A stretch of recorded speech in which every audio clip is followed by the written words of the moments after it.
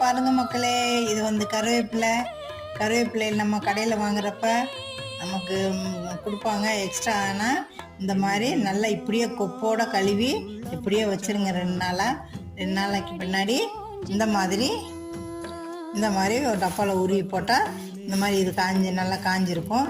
இந்த மாதிரி காஞ்சதை நம்ம தாளிக்கும் போது இப்படி உள்ளங்கையில் வச்சு இப்படி நசுக்கி இப்படி இந்த மாதிரி பவுடர் ஆயிரும். இது இன்னும் கொஞ்சம் நல்லா காயணும், பவுடர் ஆயிரும். இந்த மாதிரி பவுடர் ஆயிரும். அப்போ நம்ம இதை தாளிதத்தில் யூஸ் பண்ணால் நம்ம இந்த கருவேப்பிலையில் ரொம்ப ஐரன் விட்டமின் இருக்குது. அதனால் கருவேப்பிலையை தூக்கி போடாமல் நம்ம உடம்புக்குள்ளே நம்ம வயிற்றுக்குள்ளே போகும். இதனால் ரொம்ப பெனிஃபிட் இருக்குது. நீங்கள் இந்த மாதிரி காஞ்ச கருவேப்பிலையை இந்த மாதிரி எடுத்து வச்சுக்கோங்க, எடுத்து வச்சு யூஸ் பண்ணுங்கள். தேங்க்யூ.